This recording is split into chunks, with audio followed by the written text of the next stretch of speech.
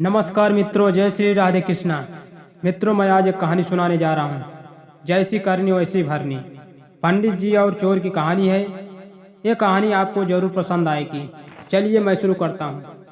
एक बार की बात है, एक पंडित जी थे जो कि बहुत ही धार्मिक प्रवृत्ति के थे और वह शहर के मंदिर में रहा करते थे। अक्सर लोगों को ज्ञान की बातें बताया करते थे और जो भी मंदिर आता पंडित जी उसे जरूर कहते हैं, जो जैसा बोएगा वो वैसा ही काटेगा। सबको अपने कर्मों का फल यही भोगना पड़ता है, जिसके कारण वहां के लोगों को पंडित जी पर बहुत विश्वास था और सभी लोग पंडित जी के बहुत आदर सम्मान करते थे, जिसके कारण पंडित जी के ज्ञान की प्रसिद्ध दूर दूर तक फैल गई थी। पंडित जी के ज्ञान की बातें दूर दूर रहने वाले एक गांव में 3 चोरों को भी पता चला। वे तीनों चोर पंडित जी के बातों से सहमत नहीं थे। उन चोरों ने मन बनाया कि क्यों न पंडित जी से मिला जाए, अब उनकी बातों को झूठा सिद्ध किया जाए। ऐसा सोचकर वे तीनों चोर भेष बदलकर उस मंदिर में पहुंच गए, जहां पर उन चोरों ने पंडित जी को देखा। तो उन चोरों ने पंडित जी को प्रणाम करके उनसे ज्ञान की बातें बताने को कहा। तो हर बार की तरह पंडित जी ने बताया कि जो जैसा करेगा वो वैसा भरेगा, अर्थात जिसकी जैसी करनी होगी उसकी वैसी भरनी होगी। तो यह बात सुनकर तीनों चोर एक बार फिर से पंडित जी से असहमत हो गए और उन चोरों ने कहा कि ये कैसे हो सकता है, जो जैसा करता है उसे वैसा भरना पड़ता है।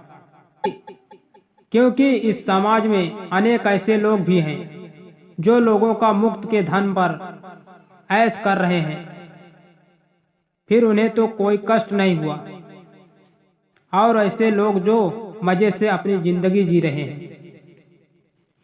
लेकिन पंडित जी अपने बातों पर अडिग रहे और बोले, अगर आप लोग अगर मेरे साथ कुछ दिन तक साथ में रहोगे तो इस बात को सिद्ध कर दूंगा।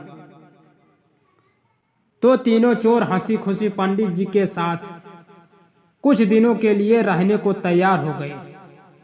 इसके बाद पंडित जी ने मंदिर के पीछे खाली पड़े खेत को 3 हिस्सों में बांट दिया और बोला, आज से आप लोग इस खेतों में खेती करेंगे और जैसा मैं कहूँगा वैसा ही आप लोग करना।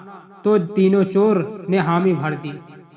इसके बाद पंडित जी ने तीनों चोरों को खेती करने के सारे नियम उन चोरों को बता दिए।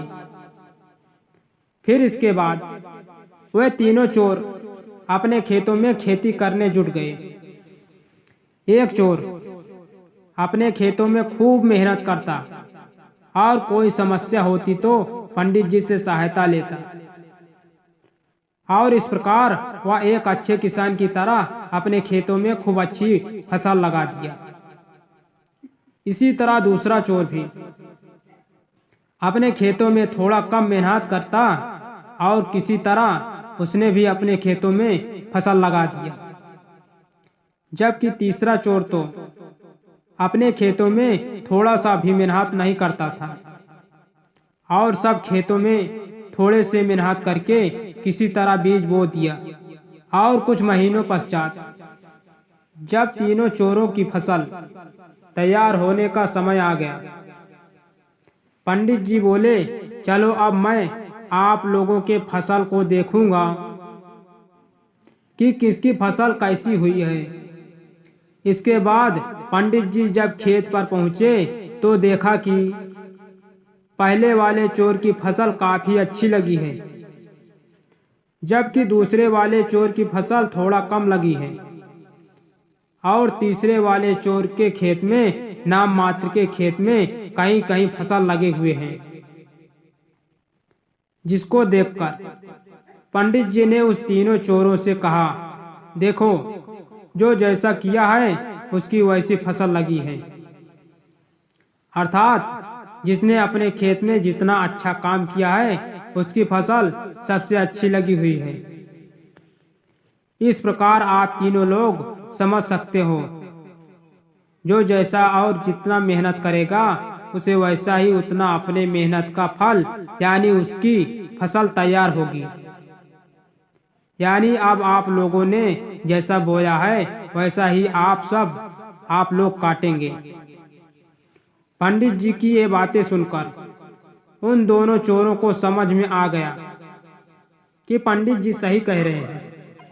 जबकि तीसरा वाला चोर बोल पड़ा कि पंडित जी आप ही बताइए, खेती करना मुझे नहीं आता, इसलिए मेरी फसल अच्छी नहीं हुई है। लेकिन पहले मैं चोरी करता था, खूब चोरी किया और हमेशा खुशहाल रहा। कभी मुझे अपने गलत कामों के लिए कोई सजा नहीं मिली। तो पंडित जी ने उसे समझाते हुए कहा कि हो सकता है तुम्हें अभी तक अपनी गलतियों की सजा न मिली हो, लेकिन इस बात को भी मत भूलना कि यदि कभी तुम पकड़े जाते तो हर बार किसी गलती की सजा एक ही बार में मिल जाती। तो तुम क्या कर सकते हो? इंसान अपनी गलत कामों की वजह से बार बार भाग सकता है, लेकिन जब उसके बुरे दिन आएंगे तो फिर कोई बचाने वाला नहीं मिलेगा। पंडित जी की ये बातें सुनकर उस चोर की आंखें खुल गई और तुरंत पंडित जी के पैरों में गिर पड़ा और अपनी गलती मान ली। इसके बाद तीनों चोरों ने चोरी छोड़ देने के साथ ही पंडित जी के साथ रहने को तैयार हो गए और फिर वे पंडित जी के सच्चे सेवक बन गए।